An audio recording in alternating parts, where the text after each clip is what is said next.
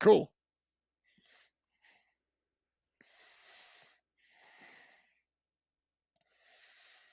From Microbe TV, this is Office Hours for Wednesday, August 21st, 2024. I'm Vincent Racaniello, and welcome to your viral corner of the internet. Joining me tonight from Fort Lee, New Jersey, Dickson Despommier. Good evening, Vincent. Only 2 minutes late, Dickson. Listen, for me, that's normal. What, to be 2 minutes late? Yeah, not, it shouldn't be right on time. You should, like, at least come in a little Well, late. Well, I don't know. On TV, you have to be on time, right? But I guess this is not TV, right? No, but I wish I could have come in earlier. We could have chatted a little bit. Yeah, We're we going to had some chat now, technical though. difficulties. We Well, did, thank we you for did. coming, Dixon, tonight. It's my pleasure. My pleasure, as It's always. dark. It's dark, so we can't tell what the weather is, right? I can look out the window right now. It was a magnificent day today. Today was like, it's an unusual day for August. It was in the low 70s, a mild breeze. We opened all the windows and turned off the AC and aired out the entire apartment. All the stale air went out. All the fresh air came in. It It's was a beautiful here day. t- here in Jersey, the same state where you are. It's 19C and it's 60% humidity. So, but this is not going to last, Dixon. It is I do it, know that. this typical August thing. It makes you think fall is here, and then boom, it gets hot Uh, again. I know. No, I'm Uh, not easily let's fooled either. Let's welcome everyone. First of all, our moderators tonight. Well, let me make this into the live chat. Les is here from California. Frank is here from New York. Nice. Vanity Nutrition is here from New York. Andrew is here from New Zealand. Ooh, Who else do we have? It looks like Les, I said, from California. Yeah, yeah. Okay. Thank you for moderating tonight. We really appreciate the work you do to keep this a civil discussion. And tell us where you're from so we can impress Dickson at the breadth of people who listen to this live stream from all over the world. Dickson and I started TWIV together in we did. September 2008. I had Right. this idea to do a podcast, a chat, and I thought of Dickson, 2008, and because he was a great teacher, right? He still is, and I thought Dickson would want to do this, Yeah, he did. and so I said, Dickson, I want to do this podcast. I think I met you on the road from the garage on the sidewalk. We were walking in, right? You're absolutely right. And I told this story at TWIV 1000, but I said I want to do this podcast. We're going to chat about viruses. And you said, let's call it This Week in Virology. Did I say that? Yeah, I said, I want to do a weekly virology podcast. And that's what you said, because Mel Allen used to do This Week in Baseball, right? Yeah, he did actually. He did. So, and we're still going in 2024. It's amazing. And, we've added lots of hosts and we've grown now into a company that has 10 podcasts and so forth and a studio in New York City. But it all started right here. So, um, Indeed. thank And you very much. the road was not a straight road either. Uh, Never is it? No, it It never never is. is. Look at this. Vanity Nutrition says, "Hello, everyone. What a treat! Dixon is here tonight. Hello there, Vanity. Is that Dixon really is your in name? the Vanity house." Nutrition? No, this is not her real name, but it's a good name, right? I like it. I love it. I love it. She's written a book called Vanity Nutrition, actually, about Cool. nutrition, and Right. so that's what she uses here. So let us see where you're from. I've told you where the moderators are from. Um, so we I have did, Lise, who is from Columbus, Ohio. And let's see who else is here. You guys are all chatting amongst themselves. Here is Nicola from Italy. Always excited to hear Dickson. Dickson, not D-I-X, Dickson. it's okay. It's okay. Oh, he fixed it. Nicola, or she fixed it. Nicola, he fixed it. I had a student named Nicola LaMonica, and it was a guy, so I should know that. Um, Mark Martin is here. Do you know Mark Martin, Dixon? No, I know Doc Martin. He's Well, on this is Doc television. Martin. This is Mark Martin does a podcast with us called Matters Microbial. Oh, I love He's it. a professor at the University of Puget Sound in Tacoma, Washington. Oh, that's a great place.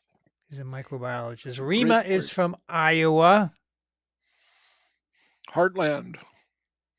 We will answer all your questions. Tatiana Beast Mode is from Birmingham, Alabama. It's 84, so it's hot in the South. Wow. Well, yeah. Joseph is from southwestern Ontario. Cool. And Mark says it's 21.6 in Tacoma. Perfect weather Right. for me and my microbiota. Indeed. Leo is in Mendocino. That's in California. Yep. Looks Been like there. I stumbled onto a good program with Dickson. Oh. Always good, Dickson. Questella is also in Ohio. Bernard is in Tacoma Park, Maryland. You're not too far from Amy. I don't know if Amy's going to be here tonight, but she's not too far from Tacoma A Park. chilly 72 degrees. Yeah, it is. That's room temperature, but it's chilly. We're Kang not is used from to it. Chicago, 22C. Right. Marie is from Dalton, Illinois. Don't know where that Chris is. is from Montreal, rainy and chilly. So Pete is in London, UK, of course. Dagfinn is from Oslo, Norway, where it's 2 a.m. and 16C. Wow. See how brave Dagfinn is to stay up to listen to us, Dickson. 2 a.m. I'll do my best to keep him awake. Abdul Aziz is from KSA 35C. It's hot there in the desert.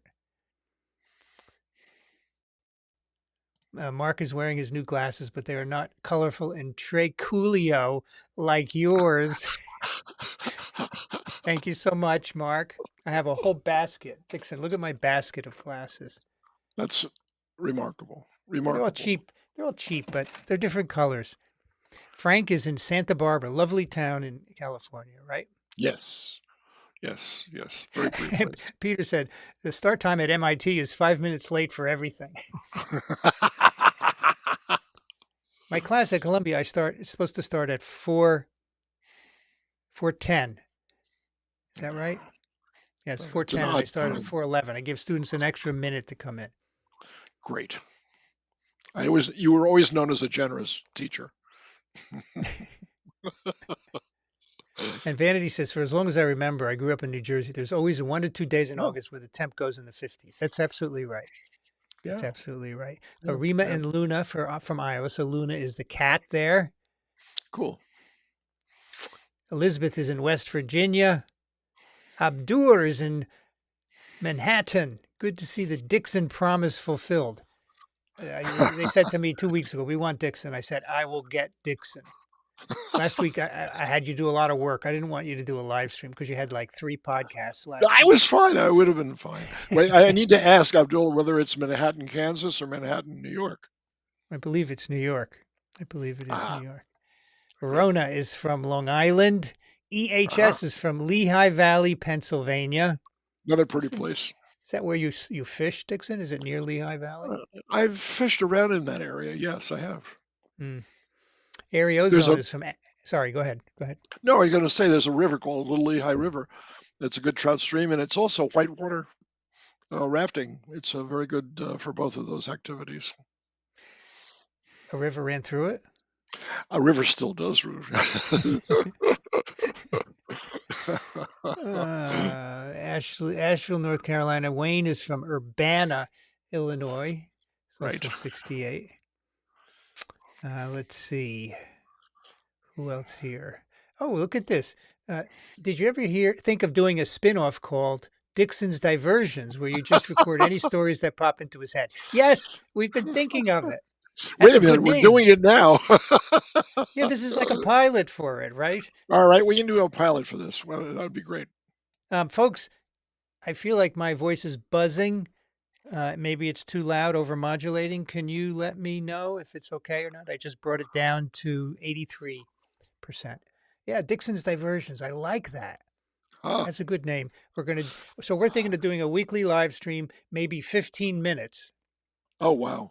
And we're not going to keep it to 15 minutes, 30 No, minutes, no, where we maybe. just shoot the bull.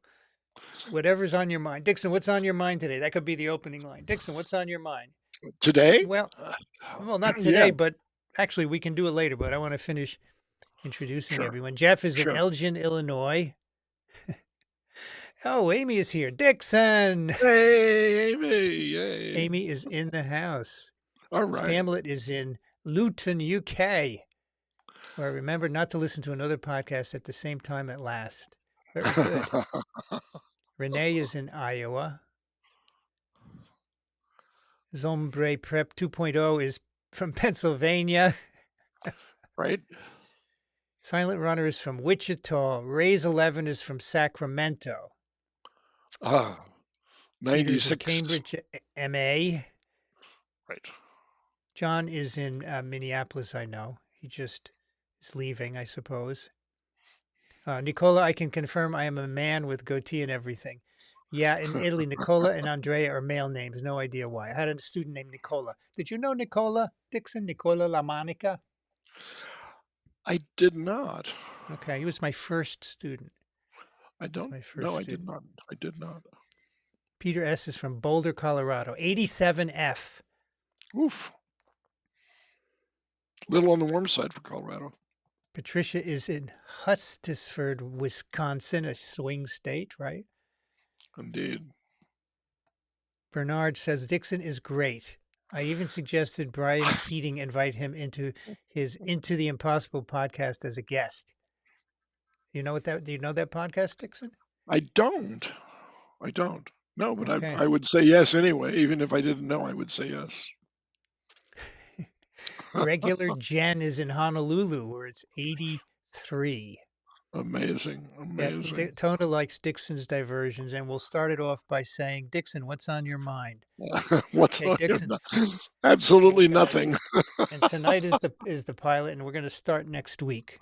We just have Okay. to, you and I have to decide what Well, time we're going to do this, yeah, next week is a bad one to pick though, because my wife and I are taking our grandson up into the wilds of Massachusetts. We've rented a cabin and we're going to roam the countryside and find things to do, like pick corn and apples and fish in a lake and that sort of thing. Okay, we won't do it next week then. It's No, fine. but the week after that would be great.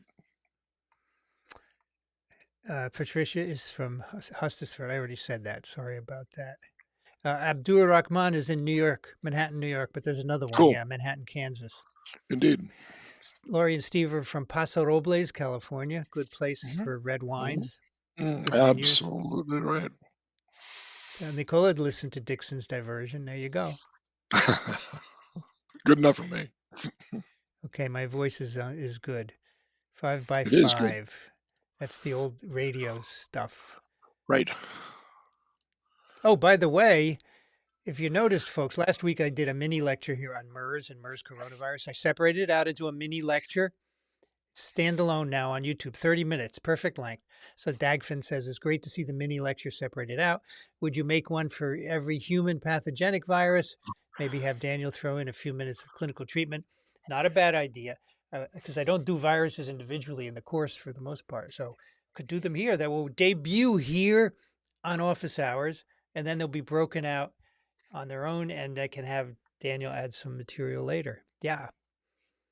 Wow. Hat is in the La Brea tar pits where it's 84. You have my deepest sympathies. They've joined the saber-toothed tigers and the mastodons. It's a remarkable place, Vincent. Have you ever seen the La Brea tar pits? No, what is it? Right in the middle of LA, right? It is, and it's a true tar pit. And it was an ecological and zoological phenomenon. A big animal would get stuck in it, and Yeah. lots of predators would come along to try to take advantage of the fact, and they got stuck in it, and it was one animal after another, and they all piled up and sank to the bottom. And there's a whole collection of them now in a museum dedicated to the La Brea tar pits, and Hmm. it's astounding, quite astounding, actually. Well, Do you even know uh, it still exists? next summer, ASM Microbe is in Los Angeles, so I'll make sure to Oh, go visit. great. I hope to be there. I wonder if any extremophiles live in La Brea tar pits. Mark Martin, do extremophiles live in the La Brea tar pits? Great question, Dickson. I would See, guess they did. probably. Yeah. Lee says, great idea, Dickson. What's on your mind would be a great opening. There you go. MN is from outside of DC. Oh, and Rays11 said, tell Dixon Mercer's missing link, caddisfly, is my new favorite dry fly. I recommend Ah, it highly. right. Do you know this Right. fly? I do. It's a wonderful pattern. And caddises are the most numerous uh, under the rock stream insects that you can find throughout the United States. 1,500 Hmm. species, as I recall. Quite popular. So when you and I went and rode the what was Yes. that river The in Bitterroot, Ham, the Bitterroot? the North Fork of the Bitterroot. What were you using then? It was called a spruce fly, and it's actually a moth. Right, because there were lots of moths popping out of the woods into the That's water. that's what they were.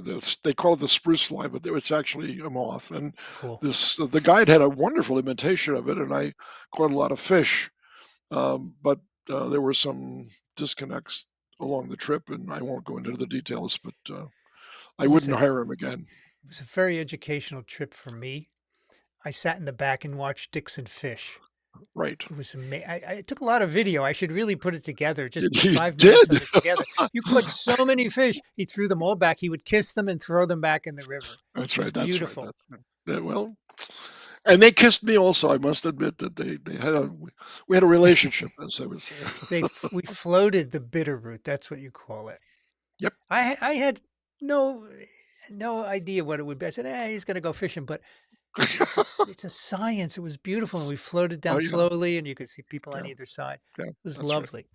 I Yep. relaxed, and then to finish it off, that evening we took a bottle of something and went and sat by the lake until we couldn't take the mosquitoes anymore. Right? Exactly right. And we just And I missed seeing a said, moose. we saw a moose, and I said, Dixon, explain this lake to me. What's going on here? And he gave me a nice lecture on an oligotrophic lake. Is that what it was? Yeah, that's right. It's an oligotrophic lake. Dixon knows many things, folks. Yeah, but don't trust everything he says. You got to look a lot of things up now because things have changed since I first started to get interested in fly fishing. Even it's become a science indeed, and people speak Latin as well as they speak English to describe the kinds of flies that they're trying to imitate and that sort of thing. So it's a lot of nuance. Let's put it that way.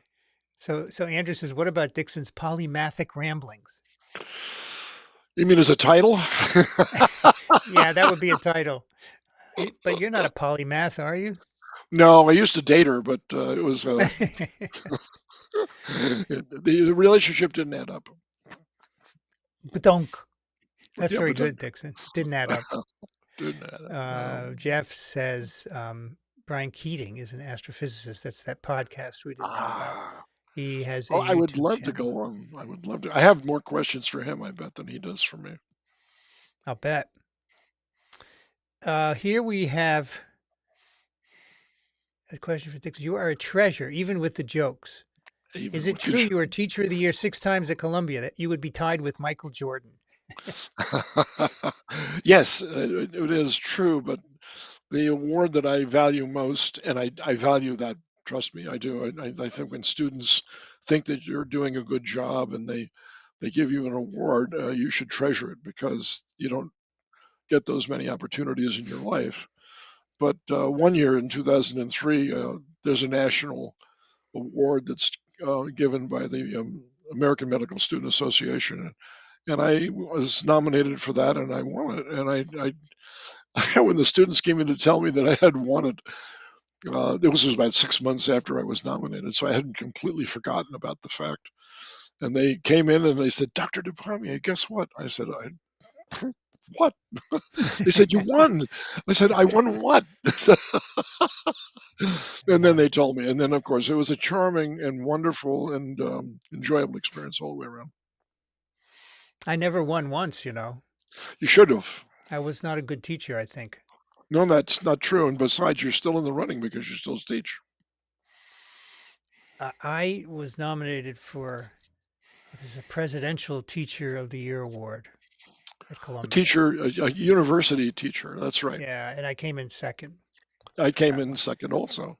And that was that. That was the end of it. But I feel now I'm teaching the world with these podcasts, and that's fine with me.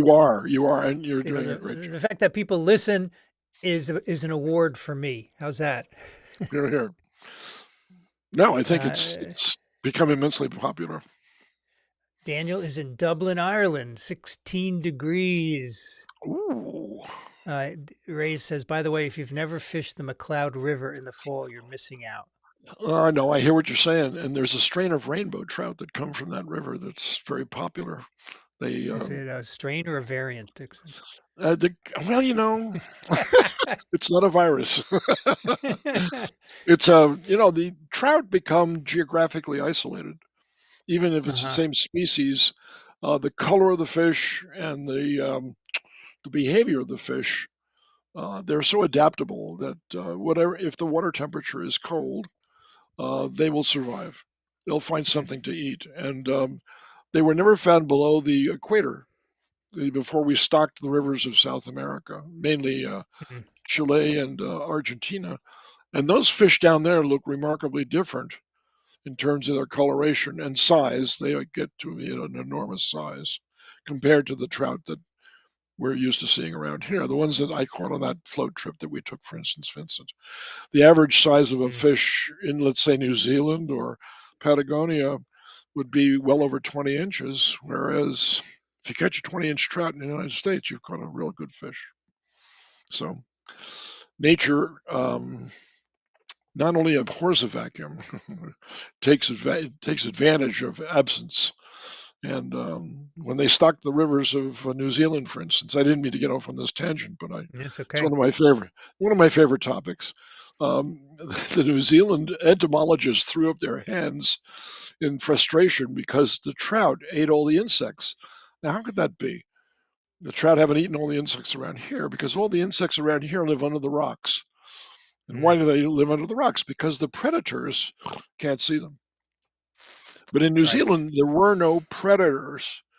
So the insects lived on the tops of the rocks. And that made it pretty easy for the trout to take advantage of that food source. And that's why they grew to such enormous sizes. See, this is why we can do a weekly chat, Dixon's We could do that. Diversions. We could do I mean, that. you could do a that would be a subject, the rocks and the insects in New Zealand. That's amazing. It All right. is actually, when you think about it. It's very true. Very true. MN Allen Doveville, Massachusetts. I don't understand. Alan Dove certainly is in Massachusetts. So what are you doing, MN? I don't get it. So Mark says there are asphalt resistant microbes in the La Brea tar pits. Wow. Wow. Peter Cool. says the La Brea tar pits are pretty amazing. Do visit. Yeah, Yeah, they if are. I'm in Yeah. LA, which I hope very much to be, I will visit. Yeah.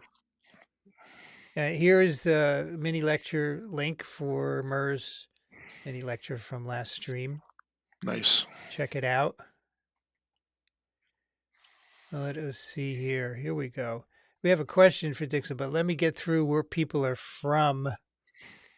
Questella loves mooses. That was a moose standing in the back of our motel or hotel, right, Dixon? Yeah, exactly right. Exactly right. A peri-domestic moose. Ariozone said Dixon's Discourse, Dixon's Dishes, or Dixon Catch and Release. Those are all good titles. Wow. So this is the thing. I think we have to do this now. I, listen, I'm all for it. That's a great idea. So Patricia says, "How do you know we weren't catching the same fish over and over? We did that off Little St. Simon's Preserve with small sharks. Then I quit because I felt bad for the trauma." Oh, I can vouch that they were. First of all, we moved downstream, and they were all different sizes, right, Dixon? That's right. However, it doesn't mean that that fish hadn't been caught before by somebody Yeah, else. sure. So usually when you catch a fish, I have a two um, word designation re- depending on the kind of fish that I caught. If I catch a fish and it looks like it's been caught before, that's an ABC fish, Right. already been caught. But if it's a fish that's never been caught before, it's an NBC fish. So you think about the networks ABC and NBC, you can sort of differentiate the fish, and they fight much better when they've never been caught before. And when Mm. they have been caught before, in fact, in Yellowstone Park, the average at the end of the year for the cutthroats that live in the Yellowstone River, um, they've been caught 20 times. Mm. Is that And traumatic for the fish, Dixon? you'd think so, but Mm. someone speculated that they've come to enjoy it because they know what happens.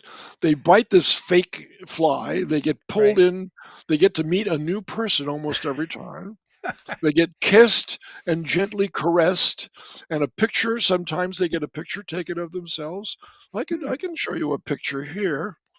Here, I have my cell phone handy right here, and I can go to my pictures. I think I can at least. Ha ha ha. At least I thought I could. Now, wait a minute. What's wrong with all this? I'll think about doing this later.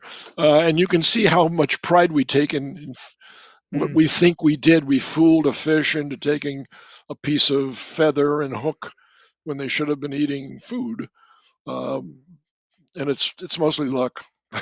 Most of it turns out to be luck. Um, but the fish eventually they become quite used to that and habituated almost. And the speculation is that the cutthroat trout of the West Yellowstone River uh, Uh-huh.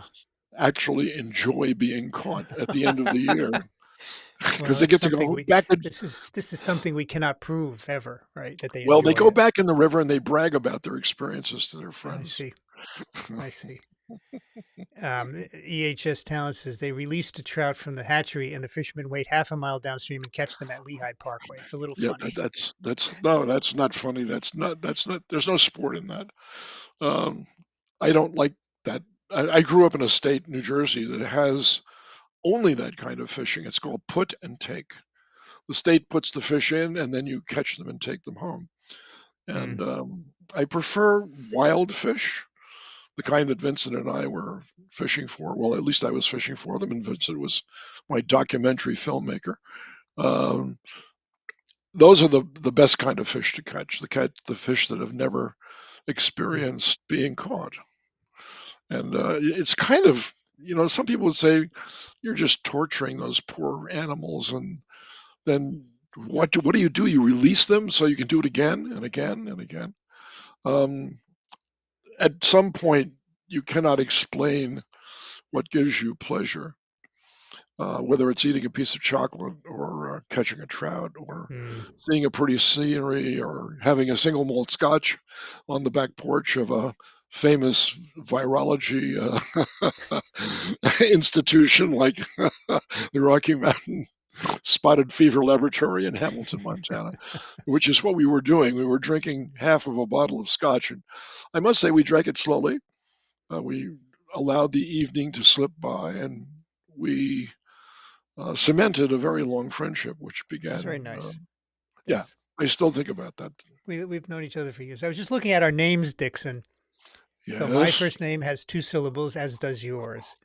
And my yes, last name, Racaniello, has four. I think Despommier is only three syllables, right? that's right. That's right. Despommier, That's three. right. That's it. So we're almost in sync there. That's pretty cool. Almost. What does your last name mean in Italian? I don't know. Raccagnolo. I mean, Agnello with the G is a lamb, I believe.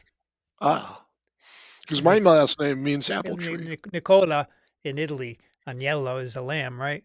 But this is not spelled the same way. Ah, Um, so I don't know what it means. right. I went to Rome once, and the guy said it's Ragagnello. He says you don't pronounce the C as C; it's Ragagnello. But my father never said Ragagnello; he said Racaniello. So I don't know. Right, right, And he was right. born in Italy. Let's see what else. Who else is from here? Here's Yuxing in Hangzhou, China, Really? which I almost visited last year. Or maybe I get Wow. back to it at some point Yeah. Wow, Questella said she would give me Teacher of the World award. Thank you so much. that's Thank you. wonderful. Appreciate it. Thank you so much. I appreciate the sentiment. And Les says Oh, Vincent's a great teacher. Thank you. you are a Doesn't great matter. teacher.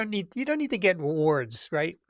You No, just no, need not at all. In fact, teaching is the reward. I mean, I teach every year and the students love it. For the most part, they say at the end of the year, it's a great one of the best courses I ever took. That's all I need. And you know what the Vin- key to being a great teacher is? Be passionate about what you're doing. Show Right, interest in it. that's right. That's right. And admit what you don't know. You know, if you love a subject, the students will know that. That's what they tell me. They say, Prof, we know you're passionate about this, and that's why That's right. we love this course. So, That is you right. know, if you're paid to teach something and it's not your passion, you're never going to be a great teacher. Yeah. That's So, true. and once I gave a talk about teaching at Columbia, and a guy came up to me. He says, "Does that mean Einstein should teach physics?" I said, "Well, Why ideally, not? yes, but not everyone's a good teacher either, right?" True. So Dickson was a parasitologist. He taught Still is. parasitology. He's a great parasitism teacher. Okay, that's the way it works. I would have never agreed with Vincent to do this unless I thought he was a great teacher also. He had a reputation already, and I was flattered that he should ask me. And I Yeah, well, still feel that way. you were a great teacher. You had won the Teacher of the Year 6 times. I knew that. No, that's not what. I think the best measure of a great teacher is X students succeeding at something that you inspired them to do. Yes, exactly right. Exactly right. Um, and Vanity says, as a former Columbia student and current YouTube student, I'd say you're an awesome teacher, Vincent. Thank you so much. It's very kind of you. Uh, Tom, oh, welcome. Tom is our moderator also. He just joined us. Tom is doing a restoration valley floodplain reset for a salmonid habitat. Where? Coho, steelhead, chinook, cutthroat trout. Those are Where all is the West Coasters. Those are all West Coasters. Yeah, um where are you? Where are you doing this? so put your link up, Tom. You had a link before. Where did it go? He's got a website where he describes it's in I'm guessing, I don't know if it's Wisconsin or Oregon. Sounds like Oregon, right? With all those salmon. It does, but they've been introduced to the Great Lakes, so they could be in Oregon, but not. Well, yeah, I can't. Like cutthroat, I don't. I've never heard of cutthroat trout being introduced into the Great Lakes. That's a definite West Coast fish. A Tom will put West. in his It's a Western T- slope fish. Tom will put the link in and Great. yeah, it must be Oregon. Um, Rach says, "Hi Dixon, is your book on sale on Amazon UK yet?" You betcha. Which book? The New City, right? Yes, it is. Of course, it is. Yes, thank you for asking, and it is. And surprisingly, it's doing pretty well. And the publisher, which is Columbia University Press, has agreed to produce a softcover version next year, early Mm. next year. So the price will be more affordable for students than it is now. But if you feel so motivated to buy one, I would be eternally grateful. It's a very good book. You should go So buy thank it. you. Thank you. Thank I you. don't Thank you. think I Thank have you. one here at home. I think my copy is at the incubator. I have a copy. You can show it. You can show it and pitch it, Dixon. I could do that. No problem. Eek. I'm busy destroying the studio that we set up here. Wait a minute, let me just get back on track. And the book is right here. There it is. How to build our sustainable urban future. Right. And the forward is written by Mitchell Joachim, who is a world renowned architect and a futurist and a good friend of mine. And he agreed to do that the moment I asked him. So I was quite thrilled to have him on board. Still am. Mark wants to know, do you know about the trout in the Lost Sea Cave and Lake in Tennessee? I don't know that particular one. I know there are some cave fish that are trout that got locked inside, and their offspring eventually developed poor eyesight as a result of not needing it any longer, I guess. I don't know. It atrophied over years of evolution. But tell me about this cave lake. Yeah, tell us, Mark. You've got 140 characters or so. It's in the heart of the um, inland sea that deposited lots of calcium carbonate, and a lot of caves resulted from that. And the limestone deposits also encouraged these rivers that actually disappear under the ground, and then later on, somewhere else, they come back up again, uh, eroding away the countryside in the meantime, because they contain a little bit of acid in them when they're produced, a little bit of sulfuric acid, which then erodes the limestone deposit and makes for some very interesting underground cave diving. And the same is true in Florida. They have lots of those kinds of caves down there too. Another diversion. Ariozone says, growing up on a lake in the Berkshires, I frequently caught perch, Oh yes. deliciously delicate fish. Oh. The perch are gone, Dickson. Any Oh idea why? no. Oh no. Everyone ate them. I don't know. I wouldn't know. You'd have to do some studies on the lake to find out what the conditions are now versus what they were when the perch were still around. They could have introduced a species that could have eaten the perch, like pike, for instance, northern pike. Mm-hmm. They find perch delicious also. They don't bother cooking them, they just eat them. Mm-hmm. But I agree with you. The Perch is best delicious, the best yellow perch I ever ate, get this one, right? was caught in Lake Geneva, Switzerland. And the size of the perch are about at most 6 inches long. And they have professional fishermen that go out every day with these big, looks like small versions of a barrel. They fill it with lake water. It has a cork in it, and they catch these very immature yellow perch. And then they take them to various restaurants. The restaurant has a big circle with a yellow perch on it that they hang outside the restaurant, and you can go in and order a yellow perch dinner, which I Mm. did. I took my son, he was with me at the time, and we went and had a yellow perch dinner, and they'd bring out a heaping pile of sauteed fillet of yellow perch, and it was remarkable, just remarkable. So I totally Should they agree. be catching immature fish though, Dixon?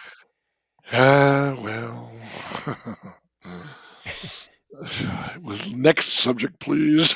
Okay, okay, No, no problem. I think it's traditional for them to have that as their Yeah, yeah, main sure. source of revenue. So I don't Right. want to interrupt that one. They're not Okay. going to extinct the lake of yellow perch. I will put this up, but Tom says Vincent's a gifted teacher and his online outreach has had a major impact on mine and others' lives. Always thank you. Thank you very much, Tom. I really appreciate those Here, comments. here, here, here. Peter asks if Dixon would consider teaching some of his old classes online. Well, we did I, record his we did. parasitic diseases class, right? That's correct. In fact, we did the whole book. We didn't just do the class. We did the entire book. Right. Besides parasitology, what else did you teach? You taught ecology, right?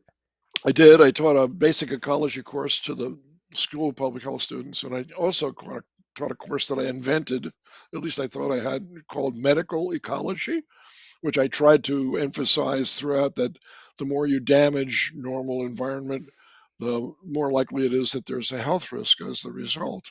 So medical and ecology, and I got a lot of medical students to register for it, and actually it gave birth to the concept of the vertical farm. So I can't say that I regret at all um, starting that course, but it turns out that I didn't invent the term medical ecology.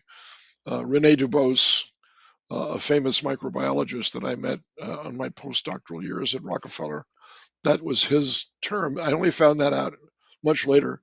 after I started to teach that course. So I was glad to see two minds, not necessarily at the same level, thinking about the same things. But Renee wanted to emphasize that many medical discoveries come from the soil and from other places too. He was looking for a cure for pneumococcal pneumonia at that point, and he discovered there's some polysaccharidases produced by soil microbes, which could dissolve the outer capsule Hmm. of the Diplococcus, and therefore make it easier to phagocytize.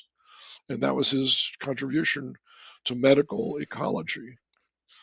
He got his degree at Rutgers University, and then ended up at Rockefeller, and it was a sterling educator and a remarkable person with a wonderful personality. I loved him. I couldn't get enough of him. I spent lots of hours just listening to him.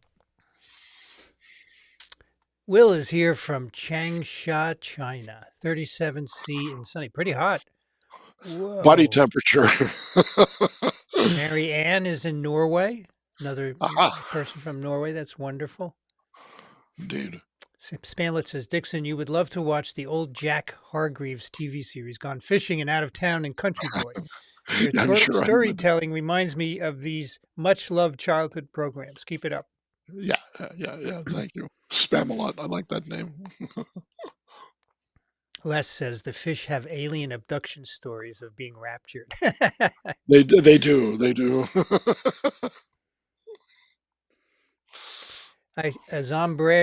Zombra Prep 2.0, I heard someone say one's catch and release fishing is like saying you wouldn't want to eat the fish, you just want to make it late for something. That's very good. An interesting anecdote along those lines. I did a lot of fishing in Montana, um, and there was a river there which I really loved. It was called the Ruby River. It still is called the Ruby River, and it's a very intimate kind of a stream. It's not very wide. It's about as wide as the room I'm sitting in right now, and it was not very deep in many places, but at the corners wherever the river made a turn, it would be deep, and the fish would be mostly in the deep parts. And so I Mm, would walk this river, and you could park your car at one place and walk all day long in the river and be only about a mile away from your car. You could always see your car. I love the river for that reason also. But the story I want to tell you about was that I ran across an area of the river that was sort of a flats.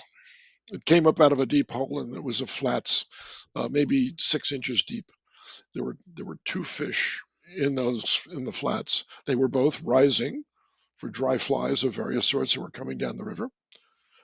And the protocol there is that you take the one on the outside first in hopes that you can steer it away from the one on the inside. You won't scare it, and then you can come back and catch the one on the inside.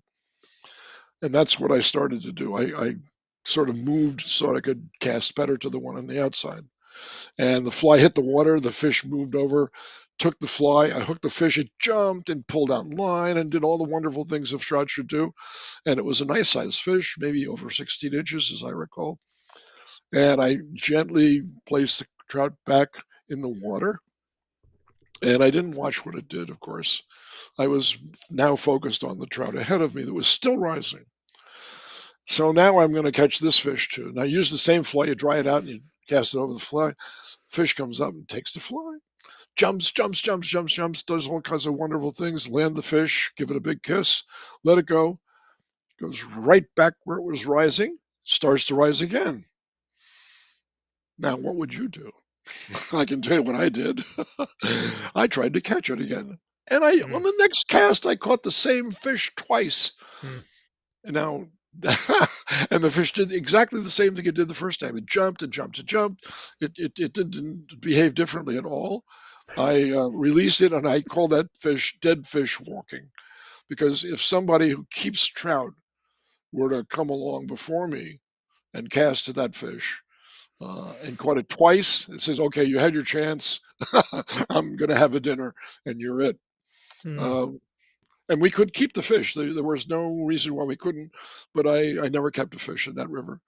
It was just too precious, an intimate nature scene to spoil by, you know, sort of harvesting what was there. I had a great time. But that just goes to show you the fish are not, if you use the right size flies that are tiny, it doesn't really hurt them, because I think they don't have good sensation in their outer lip, because they have to dig under rocks with that and Mm. push up to get the insects. So if you just hook them on the outside, they go back and do the same thing they were before. Now, That's how I ease my conscience. see, there's you go. There's a Dickson diversion right there. That's right. Yeah, well, Tom says, we are fortunate to have wild salmonid populations in the Oregon Coast Range, hence the absolutely. restoration work to sustain these wonderful Oh fish. no, Okay. absolutely, absolutely, absolutely. Nicola says, yeah, lamb is on yellow. So, my name Racaniello is sounds like it, but it's not spelled like that. So that's the Right. closest I know to what my name means. And Andrew says, in the 1850s, only 3% of Italians spoke Italian. It is a new country. I didn't know that. What did they What did speak, Andrew? that's what else did they speak? That's right. I guess Ray says, German. So, go ahead. uh, Tom, your state has a marvelous salmon fly hatch too around Memorial Day. Oh yeah. What does Oh that yeah. mean, Dixon? A salmon fly hatch? Okay. Not complicated. There are three kinds of stream insects: caddis, as we talked about earlier, mayflies, and then there are the stoneflies. And the salmon fly is a version of a stonefly. It's called a salmon fly because if you turn it over underneath, it's the color of salmon. It's kind of an orangey, reddish color. And There's an annual hatch of this on most of the major rivers in the West: the Yellowstone, the Beaverkill, not the Beaverkill, excuse me, the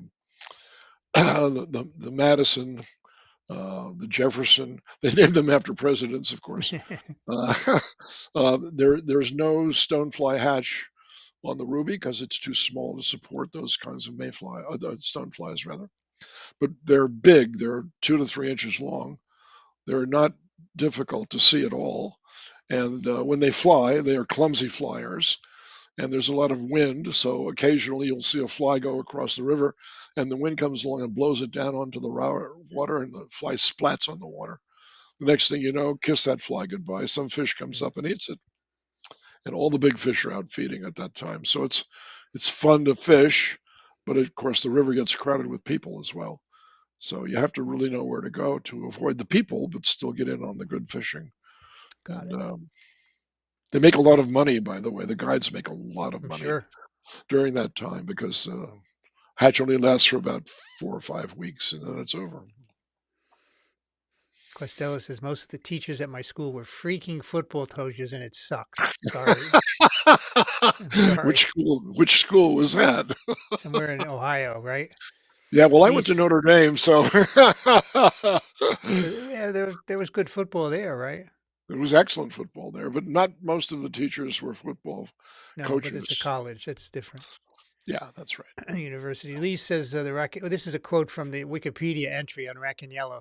The Aha. Racaniello family was a prominent family of Umbrian origin, which provided a number of administrators in Todi. I can tell you that my family was not from Umbria, and we were not prominent.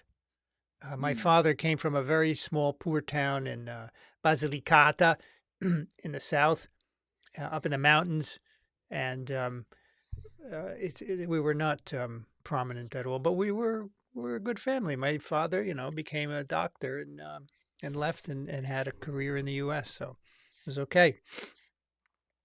Okay. Tony says Professor Carnes at Barnard inspired me. Do you know him? I do not. I don't know many Mm-mm. professors at Barnard. Unfortunately, it's across Broadway. From Columbia. Well, I have a lot of Barnard students in my class, and they're wonderful, but I don't know many professors. Zombie Prep 2.0 says, with ADHD, I can't pay attention to my own thoughts. So me being able to pay attention here shows you're a quality teacher. Well, thank you. We're just having conversations. I think having a conversation helps too. It does. where you get sidetracked and talk about different things, and that way you can relax sometimes, right? As That's opposed right. to, That's right. That's right. I mean, I try to make my lectures a little bit of a conversation, right? I had a. I think we've probably had this conversation before about this topic, but in England, back in the 50s and 60s, there was a radio show called Desert Island Discos, or Desert Island Discs. I think it was Desert Island Discs. And it was a radio show in which a prominent, well known personality would come on and they would say, now you're stuck on a desert island and you have a phonograph player that actually works. Now, which 10 recordings would you take with you and why? Ah, interesting. Yeah. And they never got to the 10th one. They got off on so many side stories. And it was interesting to find out these people's likes and dislikes as they recounted why they picked this particular one or that particular one. Hmm. So I'm not saying that we should do that, but I think the origins of rambling with a purpose to reveal the personality of the rambler or the raconteur is a great idea. All right, let's finish our who's from where. We got sidetracked. Rita is from Idaho. Aha! John is from northern Thailand. Oh Wow. my. Doreen is here, but we're not sure where from. Okay. And that does it for who's here. So let's go back and answer some other questions. I've already started to answer some. Um, all right. So here's one from Frank. Are these new variants worse? I know people who recently caught COVID and are in the hospital who say these recent variants have caused worse symptoms. No, they're not worse. The people who get hospitalized are probably people with comorbidities over 75, um, and they don't get Paxlovid right away.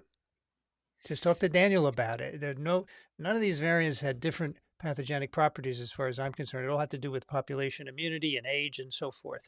So the problem, Frank, is if you hear stories like this, I have some friends who went in the hospital, you think it's worse, but those are anecdotal. It's not true. I see no evidence that they're worse than anything else.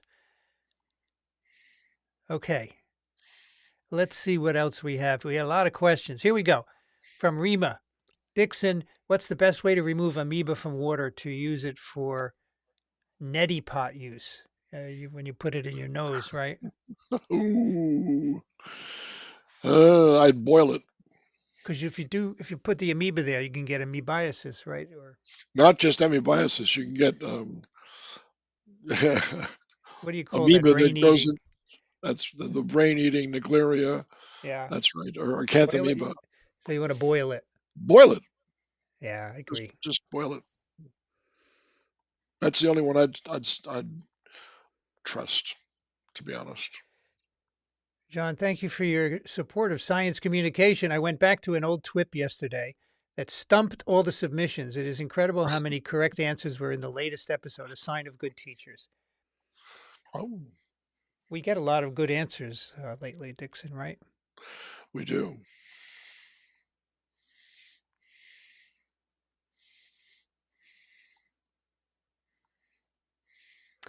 Okay, Patricia says local NPR station had a piece on Maryland and Virginia parents who are using the religious exemption to avoid vaccinations. This is ridiculous.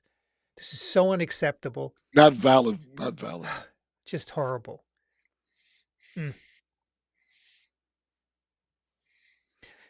Tryan wants to know, did the use of air conditioning increase the risk of respiratory infections in summer?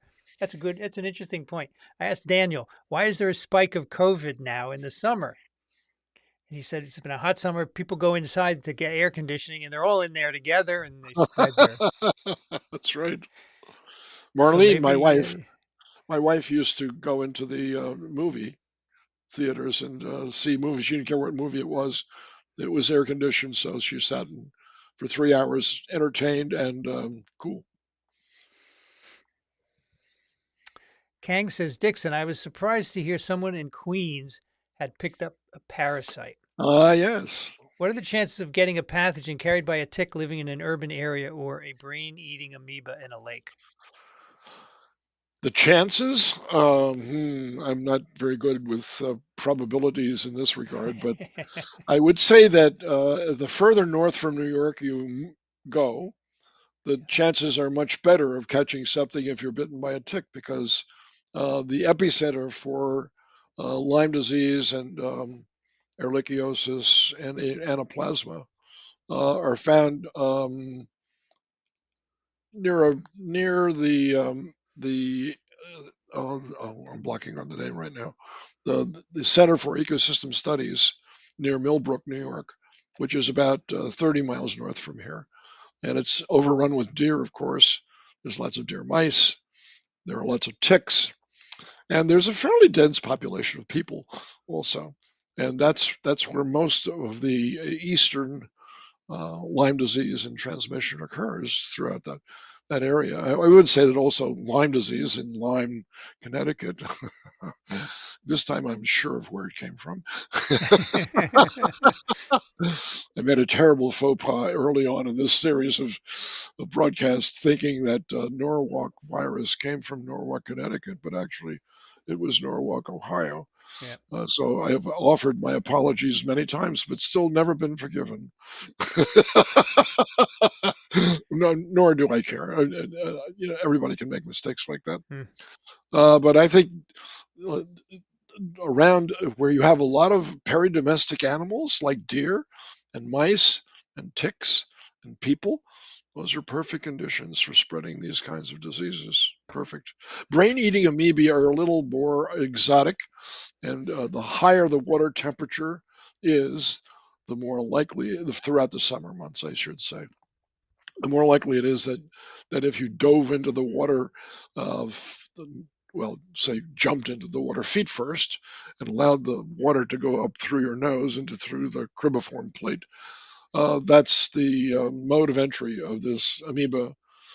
That's responsible, unfortunately, for a lot of random patterns of death of young kids that want to cool off by just jumping in the water and having a good time, and then they go home and they develop a horrible, almost untreatable disease, um, either Naegleria or acanthamoeba.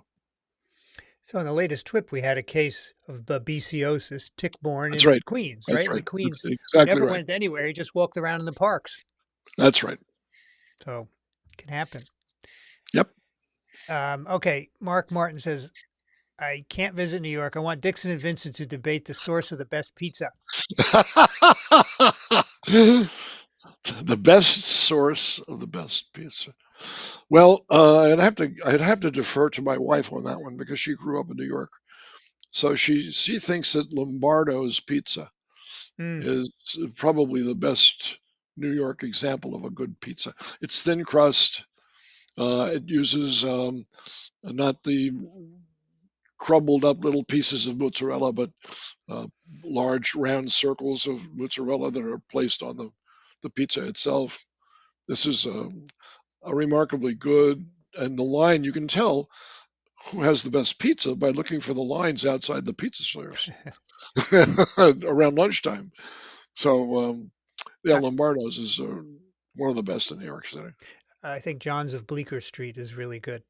Ah, Have you another name. been? No, I've not. It's very good. Lovely, thin crust, beautiful pizza. Yeah, right. Very crowded too.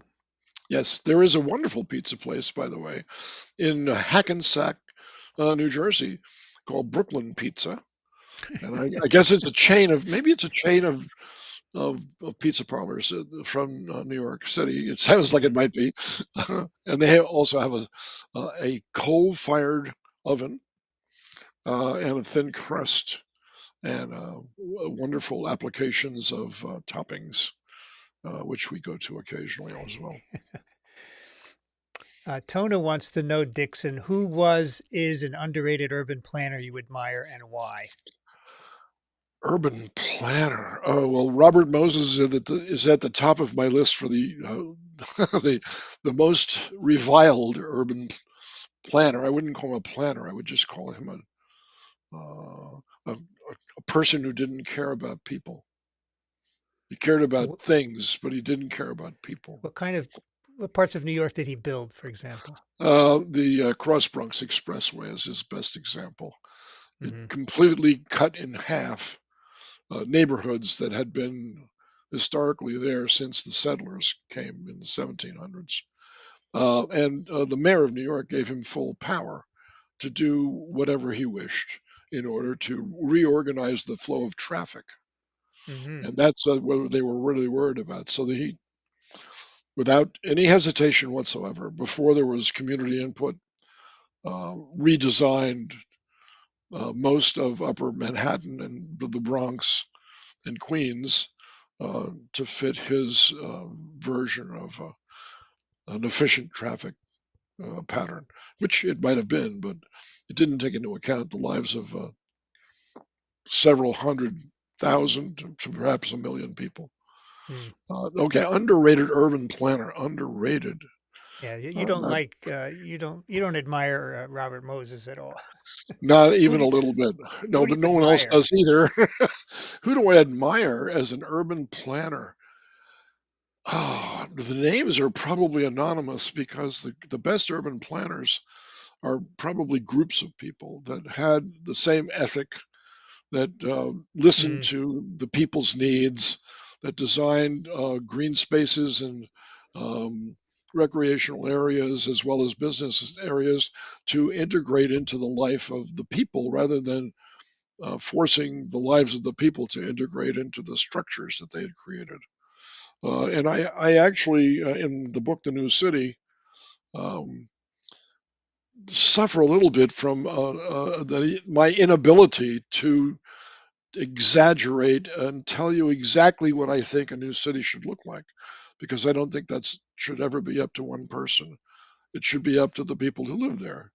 And if you have a choice of actually getting involved in the planning of a city from scratch, and that's a rare privilege indeed, but more and more cities are springing up brand new, particularly in China, but other places as well.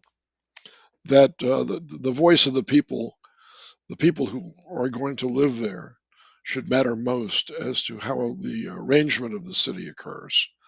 And I gathered from all of my teaching experience, from the Fordham experience when I was an adjunct professor there, where the idea for this book came from. And I must say they came from a lot of student input as well, and they're mentioned in the book as well.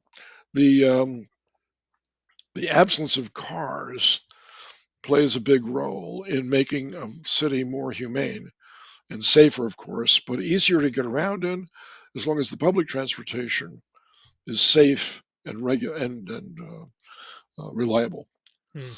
and perhaps even free, or included into the city taxes so that everybody pays for it, but nobody gets broke by trying to get to work just because they can't afford the fare, which is the case now.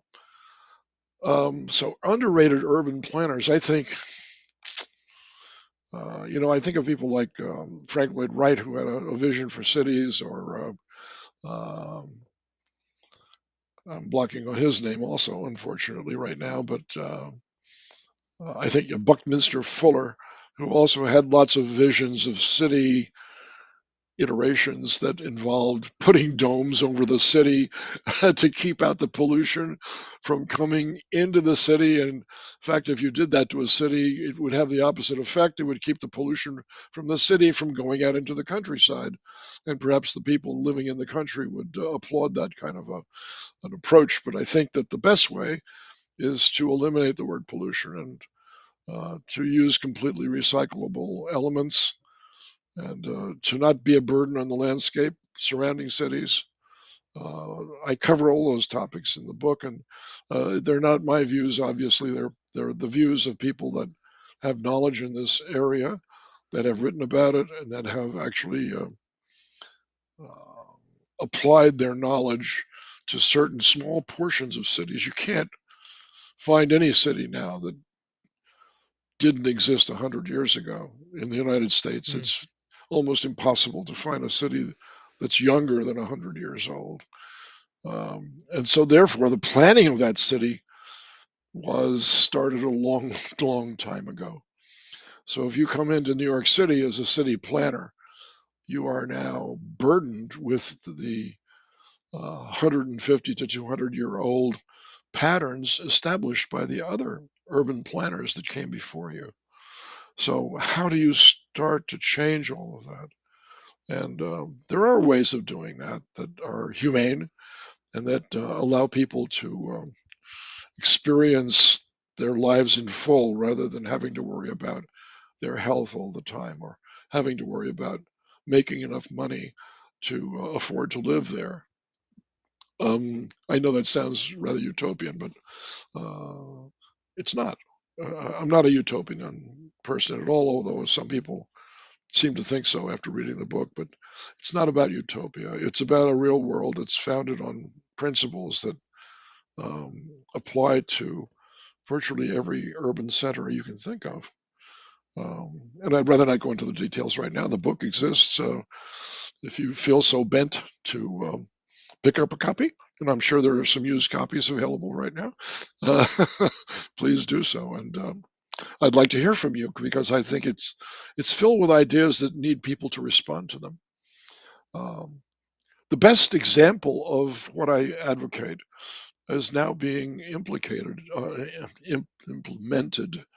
in Stockholm.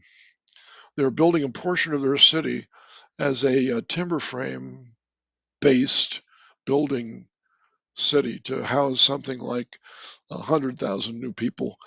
And all of the buildings will be made out of wood, a specially designed wood, which is fire resistant and which captures carbon, which is just the opposite of what cement and steel and glass do. Mm. So if you start to think about all the causes for climate change, uh, carbon capture is a huge issue. Earth does that by, of course, growing trees, and we're very good at cutting them down and making room for something else. So I think we have to find a way to allow more trees and live even better than we do now by taking advantage of the services that trees offer us in terms of cleaning the air and the water and supplying building materials that are renewable. Okay. Mark Martin says, when Dickson, when I taught symbiosis and parasitism first year Yeah, writing course, I would yeah, wear my heads, shoulders, nematodes t-shirt. That's cool. very good. Excuse me. Yes, very good is right. Yeah, the word symbiosis is often misconstrued. And in fact, if I were to retitle your course, I would just call it symbiosis. I would leave the word parasitism out because underneath symbiotic relationships, Hmm. there are those that mutually enhance the life of the other. There are those that are neutral and don't do anything to each other. And there are some which are unequal. And the parasite takes advantage of the host. So that's how I see life. I'm not sure if that's how you were envisioning that in your writing course, but I would offer that the word symbiosis is a general term and parasitism is a specific term. Okay, Allie writes, can you discuss why people should not be concerned about Mpox in the US? Microbiology student from Iowa City here. People are going a little crazy. Take it, Vincent. Well, so this is the second wave of Mpox or monkeypox virus moving out of Africa, right? So we recently had the first case of this clade 1b, which has been spreading in Africa for some years now in Sweden, and it's a matter of time before it gets to the US. This virus spreads via close contact, right? Not just sex, but just if someone has lesions and you hug them, it can spread. So it's not going to be a respiratory spread where you're in the same room, you're going to get it. So for that reason alone, this the number of cases are going to be fewer, right? But it's not something to ignore. I mean, it was ignored in Africa for years. It should have been dealt with earlier. But we have vaccines, and they should have Drugs. deployed them, and drugs, antivirals. They should have deployed them in Africa, particularly Uganda. Alan Dove, of course, said that it's hard to deploy anything in Uganda. I don't know about that, but we have the drugs and the vaccines, and for a scientist to say, well, that's the problem solved, but it's not always right. But if you are, I don't know what to say for what population is at risk for people who have close contact, right? Because everyone can, right? And so um, um, I don't think you should worry about it. You shouldn't go a little crazy. I mean, it's a rash disease, so it's kind of nasty. Unless you have AIDS, then it's horrible. If you have full blown AIDS without any drug therapy, it's a horrible. Mpox is horrible, disfiguring disease. But for everyone else, it can be treated. At the first signs of lesions, you can take an antiviral. So if you're worried about it, get vaccinated. You can get the vaccine. If you're not worried about it and you have a rash and it tests for monkeypox virus, then just take an antiviral. I think we have the resources to control the disease. MN wants to know if the number of cervical cancers have decreased since the HPV vaccine. Very good question. Totally. I don't know the numbers. So there used to be 7,000 deaths a year in the U.S., 4 to 7,000 due to cervical cancer. Mm. So let's see what the HPV. So in some countries, they're going for eradication of cervical cancer. So since the vaccine was recommended in 2006, infections have dropped by 88% among teen girls and 81% among adult women. The percentage of cervical cancers dropped by 40%. By mid 2020, the HPV vaccination program had prevented an estimated 687 cervical cancers and 23,000 of the pre-cancerous lesions, SINs. Wow. So, That's remarkable. Remarkable. if you give it at the right age, it's incredibly effective at preventing cancer, which is around 12 to 14 years of age, right? At the onset of sexual activity.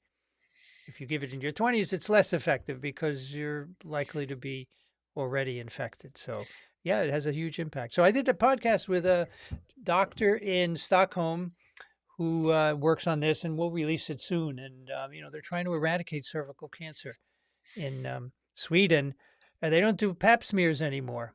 So, during the pandemic, they couldn't do pap smears because you have to go to an office for a pap smear, right?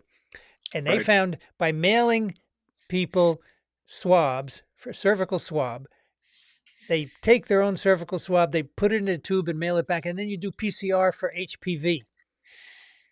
They said it doesn't matter what kind of lesion you have. If it's HPV negative, it is not going to become a cancer. Only Right. if it's HPV positive do we worry. And if it is positive, then we have you come in and we look at you. So I think that's very interesting. Okay.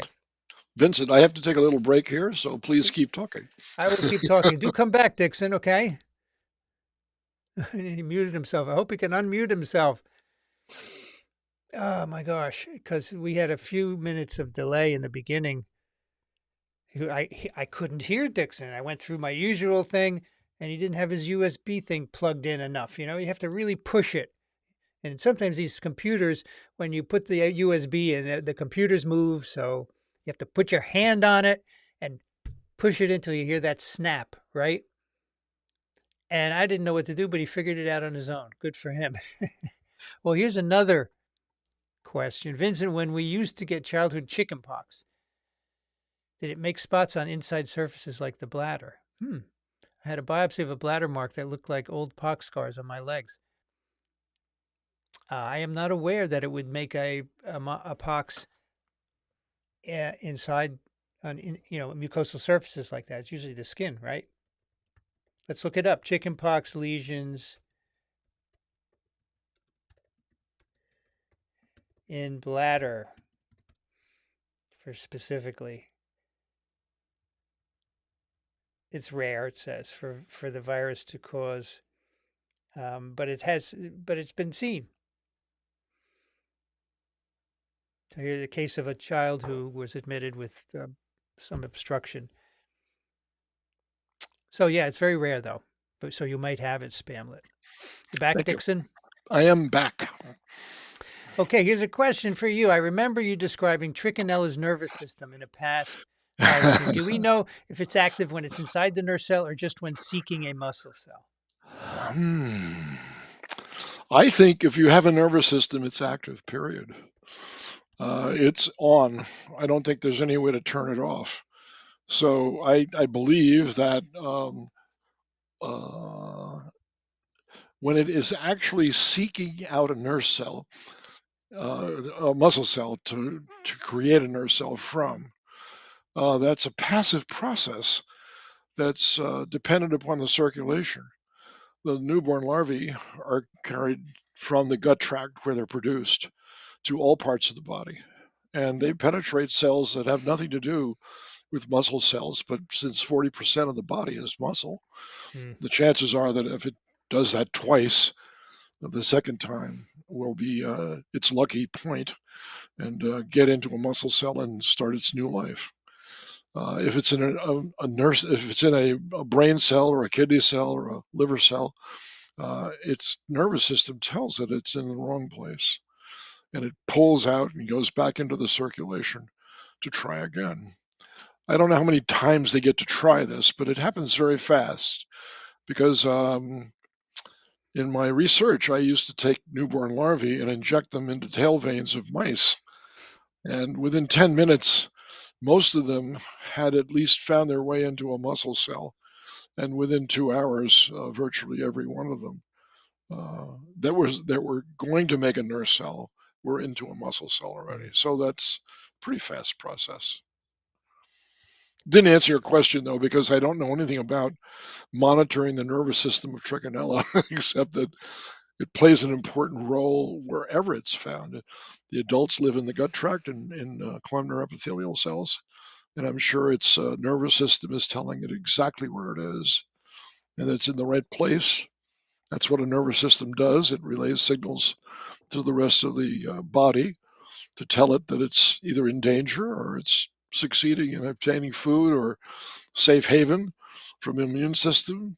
Um, Too bad viruses. I mean, I think we're lucky viruses don't have nervous systems. They sure don't. um, but they have other ways of course, they overcome the host in numbers, so they don't need a nervous system, I guess. But trichinella is very effective at finding muscle cells. And I think that's all to do with how many muscle cells there really are and how much of the circulation actually goes there. Because if it didn't, then the host would expire because it couldn't move. The diaphragm is a popular muscle for larvae to find their way to. The tongue, the masseter muscles, all of the very active muscles in the body that are striated skeletal muscles are perfect habitats for the creation of nerve cells. Dixon, if I buy pork and don't cook it well from the supermarket, am I going to get trichinella? Not if they were raised in the United States. No, you're not. But if someone goes hunting and comes back with a piece of bear meat for you, Right, sure. you won't kill it by freezing it. You'd have to overcook it in order to make a Hmm. bear meat stew. That's fine. But if you do shish kebabs, which one recent outbreak actually resulted from, Mm. the shish kebabs are medium rare. And believe it or not, the larvae on the inside of that skewer were still alive, and a lot of people became sick Wow. just from a single bear. So when you do get trichinella, say from a bear, you get Yeah, sick, and then does it resolve, or do you get permanent? that's a great question. It's all dose dependent, Vincent. So it's how Uh, much you eat as to mm, how much you get. And it also depends on how heavily infected the bear was, too. But the bear, I remember, see. bear is omnivore, and bears will eat. Mm, Of course, it's all undercooked unless they're eating carcasses that are left over from a fire, which mm, also happens, and they would be cooked. But right. that's rare. That's a rare instance. Most of the animals that are infected with trichinella are infected by scavenging, and that's how trichinella goes from place to place. Tryon wants to know if we have antivirals against rabies. There are some ribavirin, interferon alpha. They really do not work. New ones are in development, like favipiravir is one. But right now, if you had severe rabies because you weren't, or if you have severe rabies, they'll give you a vaccine and they'll give you these others, but there's no evidence that they work. Okay. No. So what, Vincent, that raises a question I've always had about rabies. Rabies travels via the nervous system, right? Yes. So you get bitten, let's say, on the leg, and the nerves of the leg become infected with the virus, and the virus makes its way up to your brain, and that takes a long time. So it's easy to understand why the vaccine would work because the vaccine produces immunity faster than the virus can travel through the nervous system. Correct. That's correct. But what is the mechanism by which the antibodies get inside the nerve to actually interact with the virus? Yeah, but antibodies can get in nerves. Yeah. Yeah, they can be endocytosed, sure. Okay. So that's what happens. Yeah. Because All obviously right. they have to, and they can get into the CNS as well. Yeah. Right. No, that I do. Thank you, SRR, for your contribution to science communication. By the way, if you want to support us over above Dixon's head, you can see Venmo or microbe.tv/contribute, or below the window here, there's a little $sign under the chat.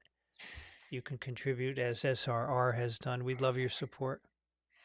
All right, here's the link to Tom Steinberg's ecological restoration, Major Creek Valley ecological restoration.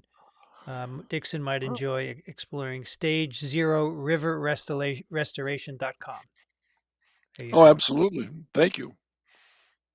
Rach says, have you heard Diary of a CEO? We were talking about this last week, Rach, and it's all full of misinformation, Oh as dear. you say. They are accidentally, I think they're intentionally putting out misinformation. And I've been told not to go near it because we don't want to Hmm. be associated with misinformation. It's hard enough Uh, keeping up with the truth rather than having to invent it. that's for sure. I mean, why do people do that? I don't understand that at all. I think it's money. It's always Yeah.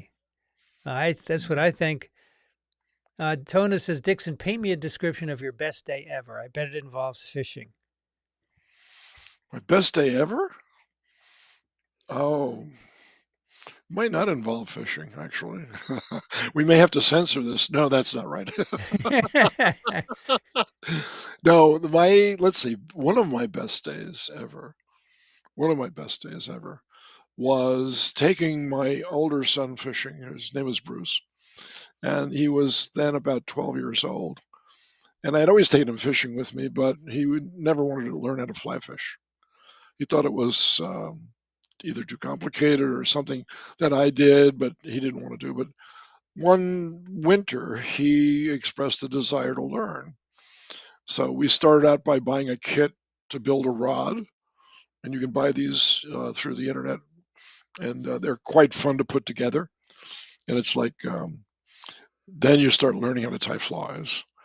And of Hmm. course, I taught him how to tie a few little flies, and then there was a hatch going on a river that I frequented called the West Branch of the Delaware in May, mayflies, of course.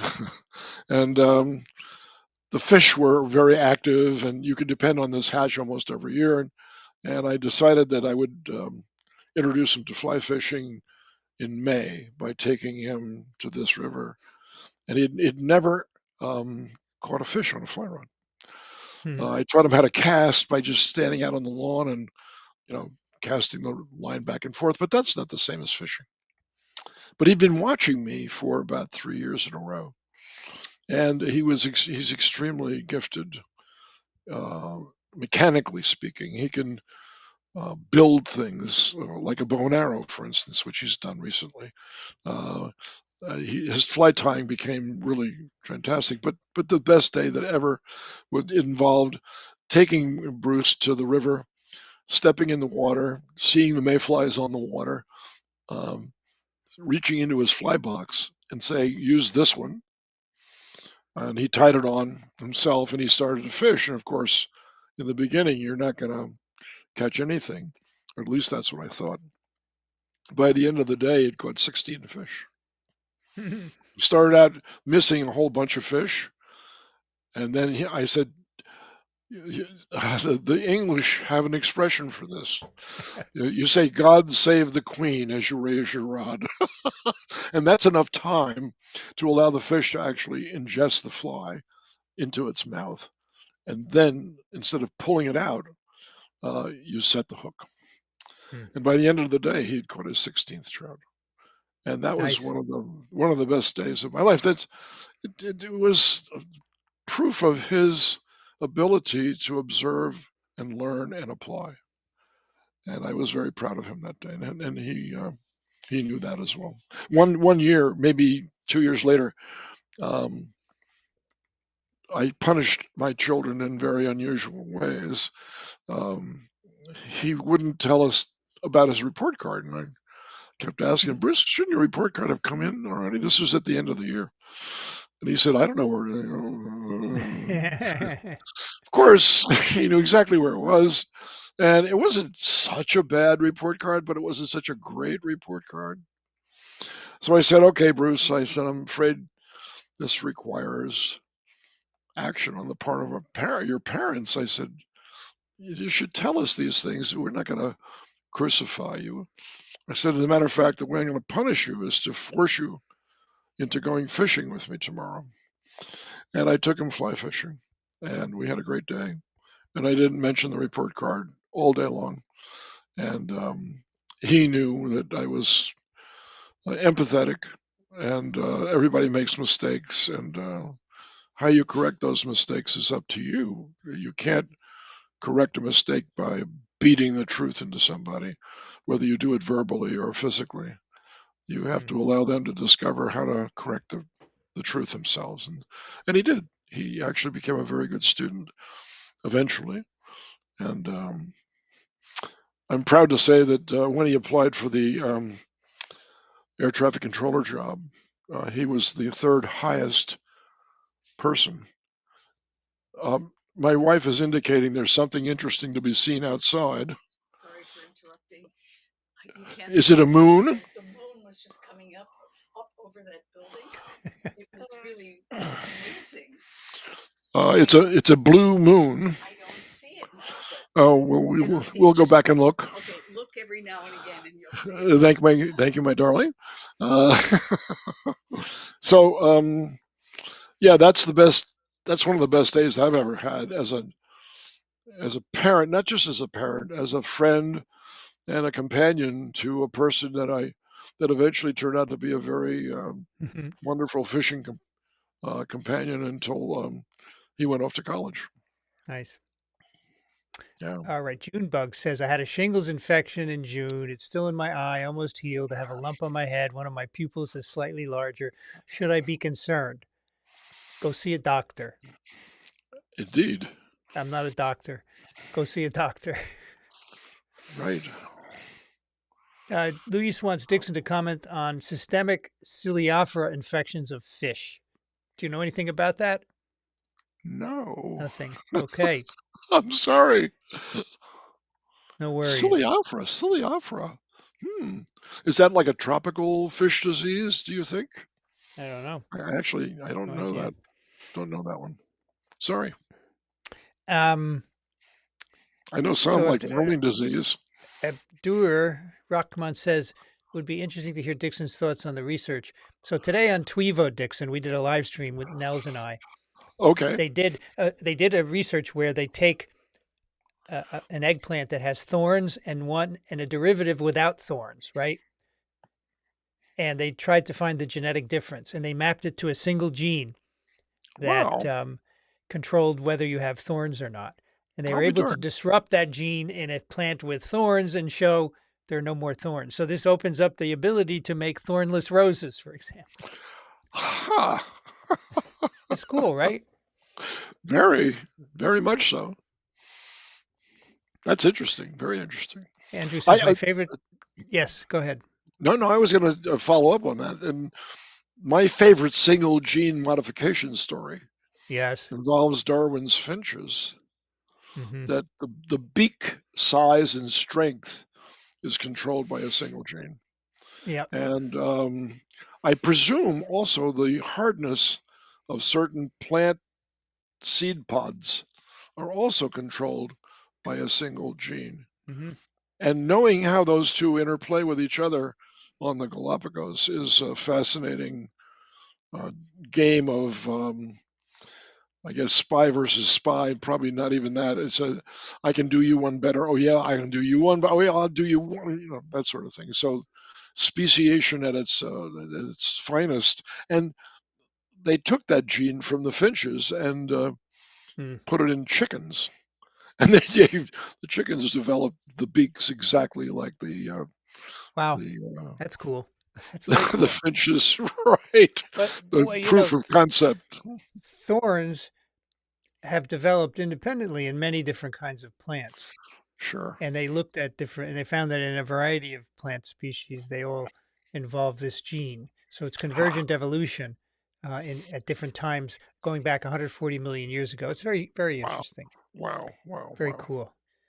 So Andrew's favorite parasite is Simothoa exigua that kills its victim tongues and replaces it.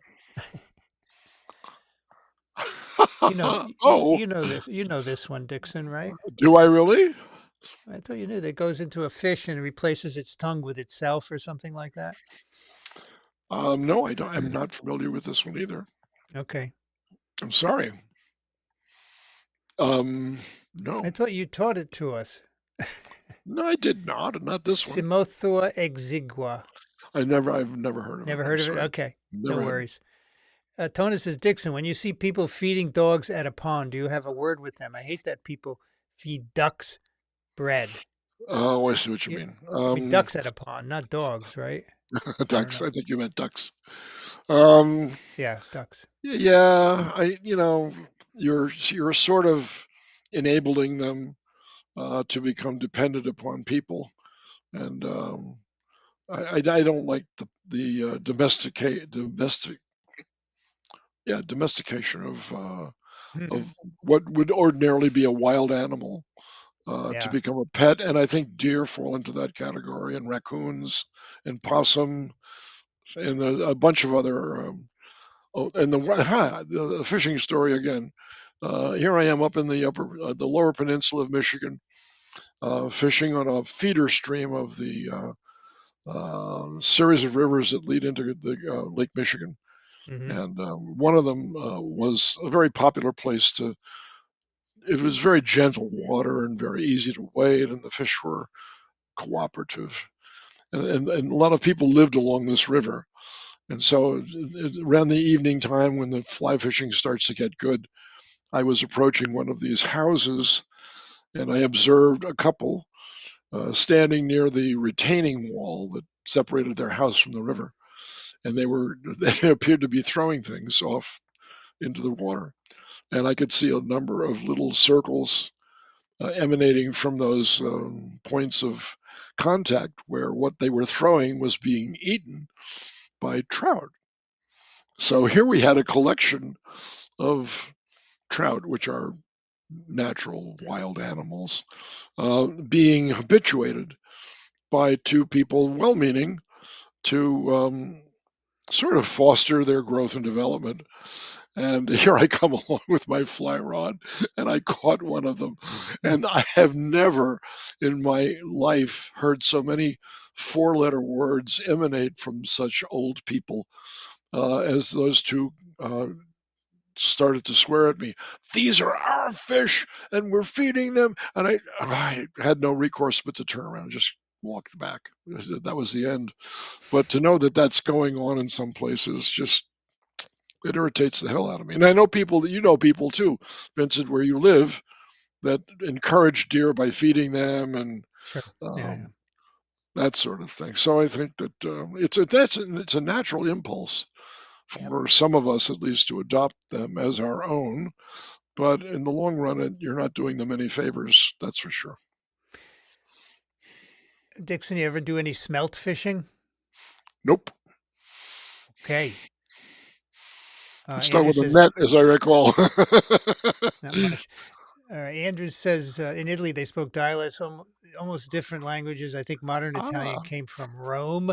Okay. from the Etruscans.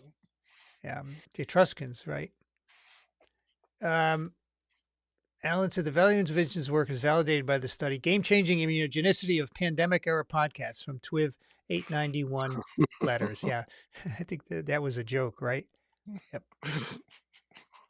Ariozone said, in Zen, there's the saying, we cannot step in the same river twice, but Dickson, having Yes, caught the same fish twice in the river, may be that's saying right. something the Buddha hadn't considered. That is right. And some other great philosophers also said that. The river that you see before you now, you cannot step in again. And that was, let's see who said that. I believe it was Socrates, but I'm not absolutely certain about that. So all the great people use a river as an analogy to life itself. Lucien says, I saw a video where an influencer was eating fresh caught salmon as sushi and he discovered it had worms and you're supposed to freeze the fish first. Well, some people at the Olympics also found worms in their fish, and they were complaining because they thought they were eating Parisian cuisine, whereas in reality they were eating fish that was improperly handled. Um, the worms that they were trying to express from their meals were related to the ones that infect sea mammals like orcas and seals and dolphins. And the worms that the life cycle involves a fish intermediate host. And those worms live in the gut tract of those fish. So if they're caught and they're not put on ice right away, the worms in the gut tract will migrate into the muscle tissue of the fish because it knows eventually that carcass will be eaten. That it doesn't know that, of course, but that's how it's been selected for life. And of course, nothing goes to waste in nature. So those fish that are dead for whatever reason are scavenged by lots of other fish and mammal species as well. And that's how they're transmitted from fish to mammals. Well, sometimes we can catch those worms also by eating fish that either hasn't been cooked, like brining for herring in Holland, which was a popular dish to have along with a nice beer, nice cold beer on a nice hot day. A pickled herring and a beer was considered a great lunch, except that sometimes people would develop these stomach pains and they would go to the hospital, of course. They could never get diagnosed because the worms don't live for a very long time before they pass out. And it's an old story, but eventually sushi started to catch on as a gourmet like dinner for people living in areas where sushi wouldn't ordinarily be found, like Tucson, Arizona, and other places. And it takes a long time to get some fish to some places. And in doing so, the fish that are used for sushi sometimes, not always, but sometimes, would have worms in their flesh and could be found upon examining further, because sometimes the worms would still be alive. They would actually crawl out of the fish, because the word sushi doesn't mean raw fish, but most of the dishes that are made in a sushi restaurant are not cooked. Some are, the eels and the shrimp, etc. But these little worms have found their way around the world. So flash freezing the fish before you start to carve it up and serve it is a way of killing off the worm without harming the texture of the fish. And that's the origin of that. And yeah, where you catch eating fresh caught salmon, I would doubt the fresh, I would say caught salmon, and it had been sitting somewhere for a while to allow the worms to migrate out of the gut tract of the salmon into the flesh of the salmon. And that's where that event occurred and how it occurred. I've even had students in my medical school class bring me worms. One of them ate at a very fancy restaurant in New York called the Four Seasons, and he said my wife and I ordered the Dover sole, and here's what we found. They came back with these little red worms in a little vial that they showed me, and These are anisacchids, right? that's exactly right.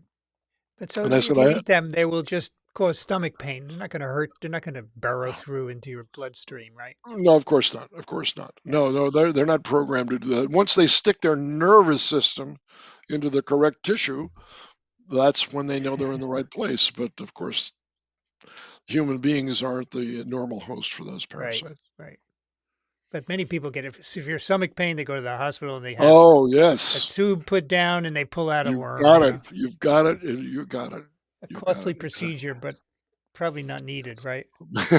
Well, the pain goes right away though once they pull the worm out. So I think maybe it's okay. Just drink a lot of alcohol. It'll kill the worm, right? No, but it'll keep you from suffering from the pain. That's all. All right. Abdur wants to know if pneumocystis is a fungus. Yes, it's a yeast It is. It like is. fungus. That's That's correct. right. That's right. It was based on Rita's, their. I'm yeah, sorry. Go ahead. Their based on ribosomes. what? It was Yep, S18. I think it was S18. What was the ribosomal number for the pneumocystis? 18S. That's right. It's 18S. eukaryotic, yeah. That's right. That's right. That's right. Rita says, in Idaho, we don't talk about fishing. It sucks. You don't want to come here. That's not true at all. That you're just trying to get rid of us. Idaho has some remarkable fishing. Absolutely remarkable fishing.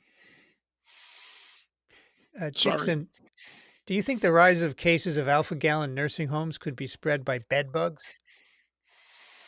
Nope. It's I ticks, don't. right? Yep. Yeah. Bed bugs have been shown to transmit nothing. They've looked and looked and looked and looked and looked, and they've never been able to isolate any pathogen from either the contents of the bug itself or Hmm. from its hypostyle, which is part of its biting mouth parts.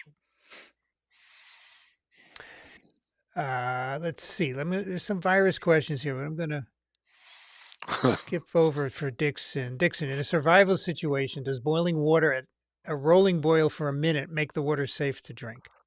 Tell me about the altitude, and I'll tell you whether it's safe to drink or not. If you do this at high altitude, the boiling point of water is much lower than it is at sea level. And Mm, the organism that you're really trying to get rid of on a camping trip is Giardia and Cryptosporidium to a lesser extent, but Giardia for sure. And the boiling water at 5,000 or 8,000 feet is not sufficient to actually mhm. denature the proteins of Giardia cysts. So I would use a filter. And they make Okay. them now, the porcelain filters, and they're very good actually. Ann Hargrove in DC prevented a highway coming through Adams Morgan. Excellent. That's a good city planner, Yeah, right? yeah, absolutely. Absolutely. No, I Huh. think the people who see the folly of or the greed involved in city planning Hmm. react. And we had a highway in New York City that was going to be called Westway because it was going to replace the West Side Right. Highway. Right. And it was going to impact neighborhoods like you wouldn't believe. And communities revolted against the idea, and eventually they won. Yeah, I remember that. It's when things worked in New York. Exactly. But if Robert Moses had been the city planner, I'm afraid he would have fought back with the police. He was so adamant about getting his way. So Abdur Rahman says, I'm in Manhattan tonight. There is an introduction of Emergent Tokyo designing the spontaneous city. Oh, that Oh, sounds wow. cool. Oh, Very wow. cool. It does sound cool. Ari Ozone votes for Olmsted and his creation of greenway systems, though he wasn't an urban planner. Nor was he an unknown either. No, he actually was responsible for designing Central Park, among other things. And as the story goes, he didn't like the arrangement of the trees in the entire area designated to be Central Park, so he had them all cut down. Mm. And then he reintroduced one by one various species of trees that were native, not necessarily to the eastern part of the United States, but most of them were. And many of those trees are still standing in Central Park. And it's a beautifully arranged park, but it's Mm. all contrived. There are no natural trees in Central Park. They're all planted. So go figure. Spamlet says you're talking about how good roundabouts are. I think we were talking about this on Twiv. Yeah, we were. This is only when you have low population density like the US. In England, there are no gaps in the traffic flow, so lights had to come back. I didn't know that. Well, Hmm. thank you. Hmm. How many HPV variants are there? There are 200 human HPVs, but there are many that infect other animals too. Many, many, many. Hmm. Dickson, the mosquitoes are horrible this year in Wisconsin. They seem Uh-huh. smaller than normal. Their bite doesn't welt, nor does the itch last long. Might we have a new mosquito here? No, you have a desensitized population that's been bitten many, many, many, many times, and therefore your immune system makes blocking antibodies, and you don't get the itch. Okay, Mark Martin has a parasitology question. One, why do so many parasites need different types of hosts? And two, what is it with snails? Let's see. The why doesn't really figure into my answer. It's not why, but how. How come there are so many parasites that need different types of hosts in order to develop properly? And it's all about natural selection and, in many cases, feeding behaviors of the hosts or the intermediate hosts. And some parasite life cycles are very straightforward, and some are very complicated. And it's not necessarily the ones that do the most harm that are most complicated. The ones that seem the most complicated uh, are tempting us to control them by interrupting any one of a number of stages that they have to go through. And so far, we've been very unsuccessful at doing that, even though the parasite's life cycle is rather complicated. Like, for instance, for fish tapeworm, which involves about 4 different intermediate hosts before it gets to us. Yeah. What is it about snails? um, they're slow. They have remarkable regenerative powers for their tissues. So even though they're being overwhelmed, let's say the development of schistosomes, which is a snail-based parasite life cycle, the tissues that are invaded, the hepatopancreas of this animal is very willing to sacrifice a large portion of itself for the benefit of the sicario production and still not alter the behavior of the snail itself. So it has a lot of reserve Mm. tissue that it can spare to allow parasites to develop almost at will. And almost all of the trematodes that infect humans, in fact, I can't think of one that doesn't, involves a snail host intermediate. So they're very important. Uh, yeah. Thank you, Questella, for your support of science communication. Really appreciate it. Abdur wants to know how RFK got neurocysticercosis. How? Yeah, how did he get it? By eating what, Dixon? He had to be he ate the egg of Taenia solium. If he ate the cysta cerci of the parasite which lives in muscle tissue of pigs, Mm-hmm. then he would have developed an adult tapeworm. Some people with adult tapeworms can also self-contaminate with the eggs and develop cysticercosis in various tissues. But So that's the eggs come out in the feces, right? And that's how you'd infect yourself, right? that is correct. In the segments, they come out in the segments. That's right. Okay. So But RFK but either got it from his own feces or someone else's feces. that's right. Wash your hands, folks. How long can an adult worm grow while remaining latent? I'm not sure I understand the question. How How long can long? an How much time? How long does it take for the worm to get patent where you can detect it? Is that as opposed to latent where you can't detect it? I don't know. Is that what you mean? It takes a tapeworm about 3 months to grow up once you ingest the infectious stage, the cysticercus, about 3 months. So the adult worms do absolutely no pathological harm to the host, none. They are just a passenger. So in that course that you taught about symbiosis, the adult worm would be sort of a commensal. We would call those commensals, where well, we actually are we give life to the tapeworm, but the tapeworm adult does us no harm, so there's no price to pay for doing that. But of course, occasionally, if it's Taenia solium, then all bets are off. But with Taenia saginata, the beef tapeworm, even if you ingest those eggs, you will not become infected with cysticerci. You have to have 4 stomachs like a cow in order to completely cover all of the physiological parameters necessary for the egg to hatch. We don't have those in our gut tract, so we're okay. But pigs don't have 4 stomachs, they have 1 stomach, just like we do. In fact, their intestinal tract is almost the same as ours. They're very difficult to tell apart. The Peyer's patches are a little bit different, and lamina propria might be just a slight difference if you put them next to each other in a good histopathological laboratory. They might be able to tell you apart, but not usually. And certainly the parasites can't distinguish. And that's their nervous system talking. They said, I don't know, does this taste like a pig to you? And yeah, yeah, but they were wrong. It was a human. It's close. So close, but not quite Okay. there. Artemis wants to know if you can catch a viral infection from badly cooked food. Yeah, What's a sure. badly cooked mean? Well, Poorly seasoned or?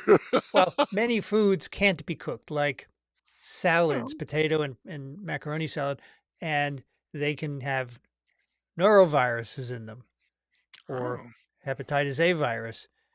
right. So yes, there are, especially if they're handled by someone who has an infection and is shedding, contaminates them. They're not cooked, and you ingest the virus. Yeah. So yes, Could you catch rotavirus like that, Vincent? sure. Shellfish too. They tend to concentrate these Oh, viruses, sure. and we don't cook them if you don't cook your shellfish. That's right. That's right. Which That's right. oysters, right? You can eat raw I oysters, would but you're use taking a risk. undercooked, probably better word than badly Yeah, I cooked. would say undercooked. Yeah. Visto says in Australia there are plans to eradicate carp with a herpes virus.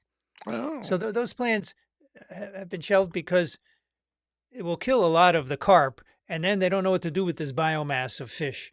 They're going to clog the rivers, and they don't know how to get rid of them because there are millions and millions of fish that basically have gone from the fish farms. They had floods and they went into the river, and then they overbred in the rivers, and so they're trying to get rid of them, and they're thinking of using a virus. The last time Australia did this was with rabbits. They tried to eradicate rabbits that were that's right. overpopulating the country That's with the right. virus, That's right. and it didn't work because the No. first year, 90% of the rabbits were killed, but then those 10% were pretty resistant, and they went on and bred like crazy. So Well, that would happen with the carp also. That's what I would predict. perhaps. Veronika, greetings from Moscow. Privyet. Veronika, happy to see Dickson. I know 1 or 2 words in Russian. Privyet, do Privet. svidanya, That's right. spasibo. Spamlet says, I put my hand into one soft bush, thinking the sweetest flower to find. I pricked my finger right to the bone and left the sweetest flower alone. That's what a thorn will do. Right. That's right. With A rose respect to by any other name. is but a rose. Veronica says about my hiccups. I had hiccups a couple of weeks ago. I've heard what helps to say Uh-oh. is I am not a fish several times. Spamlet says my friend's Labrador used to fish bread out of lakes faster than the ducks, so kids used to end up feeding the swimming dog. I see. I see. I Very, gotcha, very. gotcha. Uh, Fine. oh, about your shingles, you have seen doctors. So, Junebug, I have a suggestion. Send an email to Daniel at microbe.tv with this, and he will tell you. And if you get it in by tomorrow when we record, I'll make sure this letter is read. Okay, Daniel at microbe.tv. In Australia, was a herpes virus used? Well, it was a pox virus, Right. and it did not eradicate the rabbits. Nope. Yeah. Okay, let's see here. It is 2 minutes. We have to see if there are any other. Here's greetings from Kashmir. Wow, welcome, Wasim. I'd be darned. Would like to share my experience of finding fasciola species from an equine liver during a post-mortem at a glacier here 10 years ago. Wow. Why Goodness don't you send it gracious. into TWIP? That would be interesting for us to read, right? Oh yeah. TWIP at microbe.tv. Kashmir has some good trout fishing also. The So British, pickling sorry, or smoking doesn't kill worms in sushi? pickling or smoking. Let's see. No. I think you'd have to do the experiment. It depends on how much Okay. pickling, right? Yeah. And also someone says wasabi and ginger, that's not going to kill them either. No, No, not even close. no. No, not even close. Lollipop wants to know, is the worm you can get from sushi that destroys your liver over 20 years? I've never I don't heard know of of one that one. like I learned all my parasitology from Dickson, and I don't remember that. that. Tryon wants to know if historically alcohol was used to treat trichinellosis. Sure it was, but it didn't work. All right, let's see if we got any more here. My wife's great uncle worked on parasite and freshwater snails in Africa. I forget what Oh it's wow, called. Is that schistosomiasis? could have, Yeah. could have. Oh yeah, Dixon, yeah, you think it was schisto? I do because it says looking for the eggs in the feces. Yeah, Yeah, that's right. right. Dixon, I wish I had you televisit my first year classroom when I taught this course. You would have amazed them. Yeah, you should have done that, Mark. And I now you're not teaching anymore. and I would have said yes. Of course, I would have. Lollipop wants to know, Dixon, with all that you know about parasites, does it affect you going out to dinner or ordering takeaway from No, but I'm restaurants? I'm I'm good to go out to dinner with. I can tell you what to avoid. Um, no, my wife and I have done a lot of traveling, and you might be surprised to learn that even though she's not a parasitologist, and she has almost no desire to learn parasitology. While we were in Vietnam and Laos and Cambodia, Hmm. there was a lot of tempting street food items offered at little Yeah. stands that I eventually gave in, and my wife would, without hesitation, go over and order something, and I would caution her that I didn't think the sanitary conditions were met or something like that. And finally, I got to taste a little bit of it. She says, "I've never been sick on any of my trips that I've taken." She's taken some pretty unusual trips, like to the base of Mount Everest and things like that, where the food was rather limited. Um, and none of us got sick. Neither one of us got sick the whole time we were there, nor have we suffered the consequences of long-term infection with anything that we're aware of. So I think that either you're lucky at dodging bullets when you travel, Hmm. which is the case for most of us, because there's so many possibilities that I do have some fond memories of, though, however, coming home, or not home, but staying in a motel when I was fishing up in the Catskills. And when I was so hungry, I didn't have any lunch. I had a good breakfast, but no lunch, no dinner. And I get to this, and I'll mention the food chain Wendy's because at 10 o'clock at night, the salad bar was still operative. And I loaded up. And around 3 o'clock in the morning, I regretted that. something in the salad bar that I took either had salmonella or staph, and probably staph. And I got food poisoning. And there's nothing like food poisoning to keep you awake when you want to go to sleep. Yep. It's not pleasant at all, and that's something you could catch anywhere basically. You don't have to go to Vietnam for that. You can go right around the corner and get the same thing. So I'm not trying. No, go ahead. I'm So, done. Abdur Rahman asks for neurocystic sarcosis. How long does it grow before you have neurological issues? Sometimes you never have neurological issues because it's in a part of the brain that either Mhm. doesn't result in symptoms, but it lives for about 10 years. And during that time, it actually produces substances which prevent inflammation. I see. But when the cysticercosis starts to die, it loses its grip on that process, and inflammation develops and swelling occurs during inflammation. And when that happens, a portion of the brain surrounding the cysticercosis becomes affected, and that's where the symptoms come from. So sometimes you can get hemiparalysis, or you can get loss of vision, or you can get headaches that are in one specific place rather than generalized, and that sort of thing. So it depends on where in the brain it occurs, and it depends on how long you've had the infection. All right. Our last comment from Very Nika. Here's a new Russian phrase for you. Plaque assay. Analyze Bliashek. Analyze, so analysis, I get that. Analyze Bliashek. Very good. I'll put that on my list of Russian words here.